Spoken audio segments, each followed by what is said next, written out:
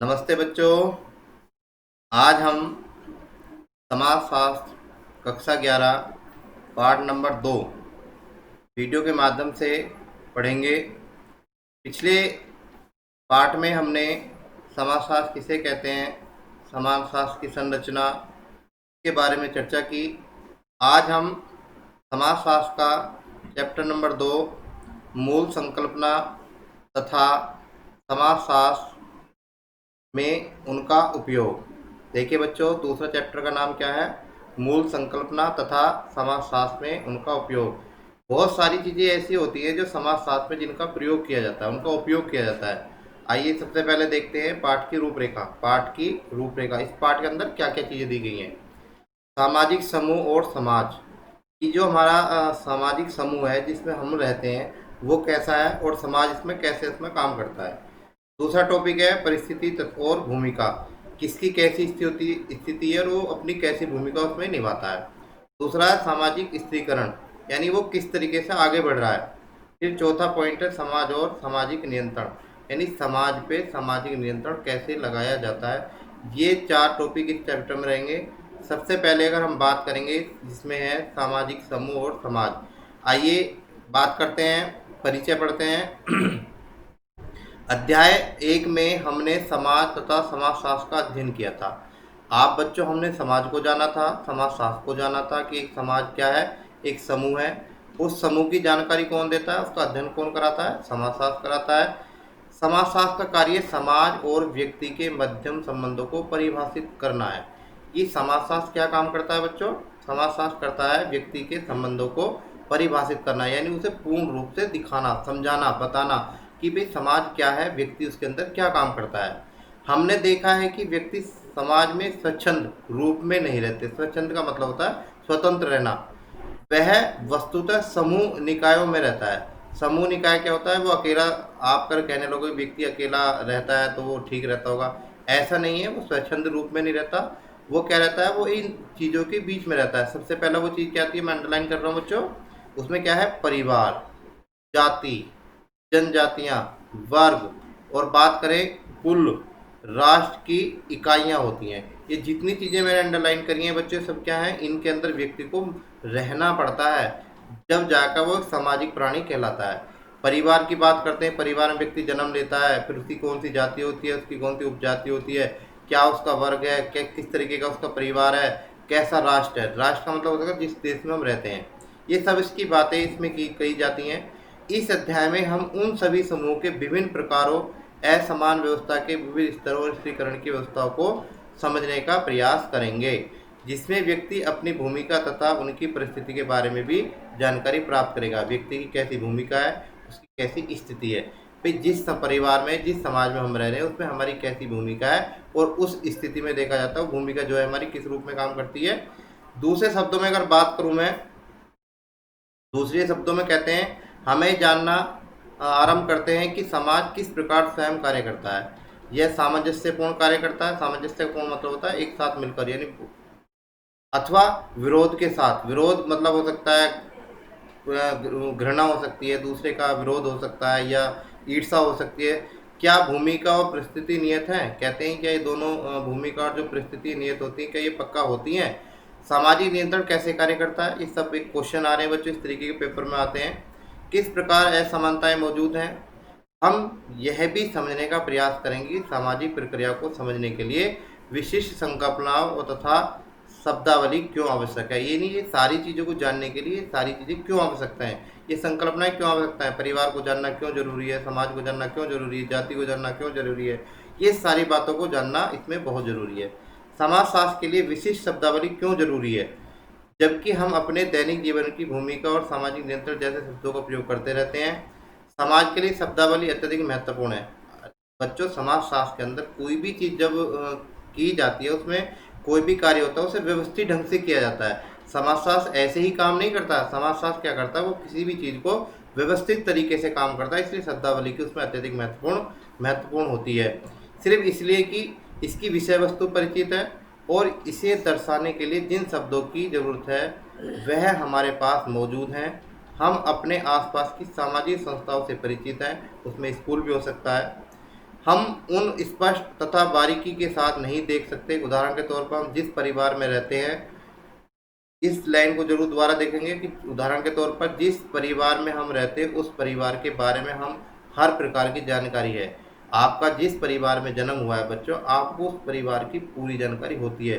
कौन हमारा पिता है, कौन भाई है, कौन बहन है, कौन ताऊ है, कौन चाचा है, यानी ये हमारे उनके रिश्तेदार कौन है, यहाँ तक की पूरी जानकारी उस परिवार की हमें होती है। इसका अर्थ यह नहीं है कि समाजशास्त्री ज्ञान सामाजिक, बौद्धिक तथा प्रकृतिवादी व्याख्या के समांतर रखा गया हो। यानी कहते हैं बौद्धिक ज्ञान और प्रकृतिवादी ज्ञान, यानी बौद्धिक ज्ञान क्या है, समाजशास्त्रियों का ज्ञान होता है, और प्रकृतिवादी होता है प्रकृति का अधीन जो रखे प्रकृति को मानने वाले लोग होते हैं, उस तरीके के दोनों ज्ञानों को एक तुलना में रखी गई है। एक विषय के रूप में समाजशास्त्र जीवनी तथा इतिहास का हिस्सा है।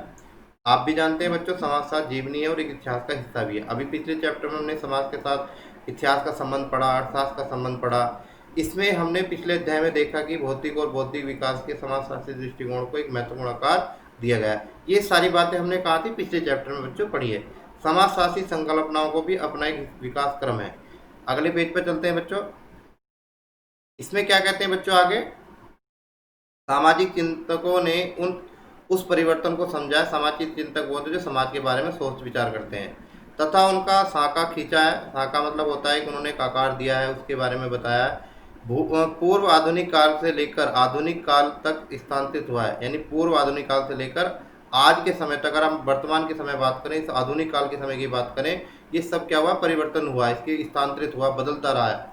उदाहरण के तौर पर समाजशास्त्री मानते हैं कि सरल छोटे परंपरागत समाजों में बेहतर संबंध होते हैं तथा आमने सामने की अंतःक्रिया होती है। इसी कारण प्रारंभिक समूह को द्वितीय समूह से अलग किया गया है। प्रारंभिक समूह और द्वितीय समूह दो नाम आए बच्चों, इसके बारे में भी जानेंगे। दूसरी तरफ अन्य संकल्पना स्त्रीकरण है। यह एक सामाजिक शास्त्रों को समझने के समूह के बीच संरचनात्मक असमानताओं को समझने का सरोकार को प्रतिबंधित करता है। यानी कहते हैं स्त्रीकरण क्या काम करता है, ये संबंधों को एक संरचना, एक रूप देने का काम करता है। संकल्पना समाज से उत्पन्न होती है। समाज में विभिन्न प्रकार के व्यक्तित्व समूह होते हैं, उसी प्रकार की कई संकल्पनाएं तथा विचार होते हैं। समाजशास्त्री स्वयं समाज को समझने तथा आधुनिक समय द्वारा किए गए नाटकीय परिवर्तन पर दृष्टि रखने वाले सैद्धांतिक प्रारूपों में समझा जाता है। कहते हैं बच्चों संकल्पना समाज से उत्पन्न होती हैं, यानी जितनी भी बातें आती हैं वो कहाँ से आती हैं, वो एक समाज से उत्पन्न होती हैं। उसके बाद इनके समझने का प्रयास किया जाता है, एक नाट्य ढंग से भी हो सकता है, उस दृष्टि में रख के किया जाता है। फिर कहते हैं समाजशास्त्र में अपने उद्गम के आरंभिक चरण में भी समाजशास्त्र के बारे में प्रतिद्वंदी और प्रतिस्पर्धा विचारों को स्वरूप प्रदान करती है। यानी इसमें एक प्रतिभा होती है, एक वो कहते हैं कंपटीशन होता है, इस तरीके के विचार भी इसमें रखे जाते हैं। कार्ल मार्क्स ने वर्ग तथा वर्ग संघर्ष के को समझाने की संकल्प के रूप में स्वीकार किया है। कार्ल मार्क्स ने भी वर्ग तथा वर्ग संघर्ष को समझाने का पूरा प्रयास किया है कि भाई किस तरीके का वर्ग है, इसमें किस तरीके के झगड़े होते हैं, सारी बातें समझाने का। एमिल दुखी ने सामाजिक एकता और सामूहिक चेतना मुख्य शब्द है। एमिल दुखी ने एकता और सामूहिक चेतना पर अपना विचार दिए हैं, जिनसे कई संकल्पनाएं स्वरूपकार हो लेती हैं। यानी कहते हैं इन सारी बातों से बहुत सारी संकल्पनाएं उत्पन्न होती हैं। द्वितीय विश्व युद्ध के बाद संरचनात्मक प्रक्रियावादियों ने समाजशास्त्र को अत्यधिक प्रभाव किया है। कहने जब द्वितीय विश्व युद्ध हो गया था बच्चों, उसके बाद प्रकृतिवादियों ने और समाजशास्त्र ने इस पे समाजशास्त्र पे बहुत अत्यधिक प्रभाव डाला है। उन्होंने समाज को सामंजस्यपूर्ण पाया है। उन्होंने समाज को एक जीव के उदाहरण को समझाया है। जीव के शरीर को काम करने के लिए सभी अंगों को में सक्रिय होना जरूरी है। सभी अंगों को निश्चित कार्य दिया गया है। उसी प्रकार समाज के सभी अंग मिलकर एक समाज का निर्माण करते हैं। फिर कहते हैं इसमें कार्ल मार्क्स ने प्रभावित विचारकों ने समाज में एक विचार और ग्रस्तता प्राप्त की है। कहते हैं कार्ल मार्क्स ने प्रभावित विचारकों से, जो बहुत ऐसे लोग थे जो वैसे विचारक थे, उन्होंने अपनी बात को जब रखा, उनसे प्रभावित होकर उनकी बात को काटने का उन्होंने काम किया है। समाजशास्त्र में कई लोग सूक्ष्म अंतःक्रियाओं से आरंभ कर मान्य व्यवहार को समझाने का प्रयास करते हैं। छोटी से छोटी बातों को इसमें पूर्ण रूप से समझाने का काम किया जाता है। कई विचारकों ने वर्ग, जाति, बाजार, राज्य, समुदाय इत्यादि से शुरुआत की है। बहुत सारों ने क्या किया, भूमिका और परिस्थिति जैसी संकल्प व्यक्ति के साथ आरंभ होती है। स्त्रीकरण तथा सामाजिक नियंत्रण जैसी संकल्पनाओं में व्यक्ति का स्थान पहले ही तय होता है। कहते हैं बच्चों वर्ग में, जाति में, बाजार में, राज्य, समुदाय इत्यादि से शुरुआत करते हैं कई विचारक तो। फिर दूसरे क्या करते हैं, भूमिका के आधार पर करते हैं, परिस्थिति के आधार पर जैसी संकल्पनाओं को लेते हैं। फिर कुछ कहते हैं स्त्रीकरण तथा सामाजिक नियंत्रण जैसी संकल्पनाओं को उठाते हैं, वो उस चीज़ को पहले स्थान देते हैं। फिर कहते हैं वर्गीकरण और विभेद की जिसकी चर्चा समाजशास्त्र में की जाती है, वह वास्तविकता को समझाने का साधन है। फिर इसमें कहते हैं इस माध्यम से समाजशास्त्र को समझाया जा सकता है, यानी समाज को समझाया जा सकता है। यह हमारे अध्ययन के आरंभिक बिंदु हैं, किंतु यदि इन आयामों में यानी इन सीढ़ियों के माध्यम से समाजशास्त्र की चेतना को समझना आसान नहीं हो तो क्या संभव है। कहते हैं बच्चों, अगर सारी चीज़ें हम नहीं समझ पाए, ये चीज़ों को नहीं, आयामों को नहीं समझा, इस सीढ़ी को नहीं समझा, तो इससे और क्या रास्ता हो सकता है, कैसे बदलाव किया जा सकता है। समाजशास्त्र में संकल्पनाओं वर्गीकरण का प्रयोग करने के लिए उसका परीक्षण भी किया जाता है, यानी जब कोई चीज़ें होती हैं उन्हें पूरी तरह से जांच पड़ताल उनकी की जाती है। एक समूह पहले के बारे में परिभाषित संकल्पनाओं तथा अथवा विचारकों के सह अस्तित्व की प्रवृत्ति होती है, यानी अस्तित्व में आई हुई होती है, साथ में आई हुई प्रवृत्ति होती है, विचार होती है, एक आदत होती है। संघर्षवादी बनाम प्रकृतिवादी सिद्धांतों का विचार सह अस्तित्व के बारे में एक बेचैनी पैदा करता है। दो प्रकार के लोग होते हैं, दोनों अपने सिद्धांत विचार रखते हैं और दोनों के विचार में सह अस्तित्व में आने के लिए एक बेचैनी पैदा करता है, यानी बहुत एक अंदर से एक थोड़ा सा दुख पैदा होता है। बहुलता है समाज की अनिवार्यता और इसमें नकारा नहीं जा सकता। कहते हैं बच्चों की बहुत सारी समस्याएं होती हैं, बहुत विचार होते हैं, उन्हें नकारा नहीं जा सकता। समाज को समझने में मत भिन्नताएं होती हैं। विमर्शों के व वाद विवाद के माध्यम से हम समाज को समझने का प्रयास करते हैं। कहते हैं बच्चों, समाज को समझने में बहुत सारी भिन्नताएं हो सकती हैं, विचार विमर्श होते हैं, वाद विवाद होता है, आदि के माध्यम से इनको समझने का प्रयास किया जाता है। अब बात करते हैं सामाजिक समूह और समाज, जिसकी मैं पहला टॉपिक की बात कर रहा था। अब तक हमने पूरे चैप्टर में अब तक जो पीछे पढ़ा एक भूमिका के रूप में था, एक परिचय था उसका। अब क्या कहते हैं, समाजशास्त्र मनुष्य के सामाजिक जीवन का विस्तार अध्ययन करता है। मैंने पहले भी बताया, समाजशास्त्र सामाजिक जीवन का पूर्णतः अध्ययन कराता है। मानव जीवन की विशिष्ट परिभाषिक विशेषताएं उसकी पारस्परिक अंतःक्रियाओं से निबंध है। मनुष्य संवाद करता है और सामाजिक समूह का निर्माण करता है। मनुष्य संवाद करता है, अपनी बात को रखता है, अपने विचारों को रखता है और उसके बाद एक समूह का निर्माण भी करता है। समाजशास्त्र की तुलना एक ऐतिहासिक दृष्टिकोण से दो स्पष्ट सुविभाजन तथ्यों को सामने लाता है। पहला यह है कि वे प्रत्येक समाज को, चाहे वे सामंती हो, आधुनिक हो, एशिया हो या यूरोपीय हो, सभी मानवीय समूह को सामूहिकताओं का गठन करता है। दूसरा विभाजन समूह में समूह को सामूहिकता का विभेद पृथक पृथक होते हैं, यानी अलग अलग होते हैं। यानी सामूहिकता में जो समूह की बात होती है वो क्या होती हैं, अलग अलग बात होती हैं। जरूरी नहीं है कि किसी एक तरह के लोगों को इकट्ठा होना ही किसी समुदाय का निर्माण करता है। बच्चों, अगर मान लीजिए आप मानते हो कि समूह का इकट्ठा होना ही एक समुदाय का माना जाता है या उन मनुष्यों का ही माना जाता है, जरूरी नहीं है। ये क्या कहते हैं, समुच्चय लोगों का जमा होना जो एक समय में एक स्थान पर एकत्र हो सकते हैं, किंतु इन लोगों के बीच किसी निश्चित संबंध का होना जरूरी नहीं होता। जैसे आप देखते हो बहुत सारी बातें अब आ रही हैं कि एक स्टेशन पर आपने देखा होगा, बस स्टैंड पर देखा होगा, जान पहचान वाले भी हो सकते हैं, अनजान भी हो सकते हैं, पर वो एक भीड़ के समान होते हैं। हवाई अड्डे पर आपने देखा होगा, परिवहन संसाधनों का इंतजार करने वाले लोगों की, सिनेमा हॉल में बैठे हुए दर्शक हो सकते हैं, पिक्चर हॉल में बैठे हुए दर्शक हो सकते हैं। समुच्चय के उदाहरण है। समुच्चय को अदृश्य समूह भी कहा जाता है। कहते हैं कि समुच्चय की परिभाषा क्या कही है, ये कहते हैं कि जरूरी नहीं कि इकट्ठे लोगों का नाम ही समूह है। वो कहते हैं कि अनजान लोगों के एक समूह बन जाता है, उसका नाम भी एक समूह कहलाया जा सकता है, समुच्चय कहलाया जा सकता है। इसका नाम कहते हैं अर्ध समूह। इसके बाद क्या कहते हैं, अगले पेज पर चलते हैं बच्चों।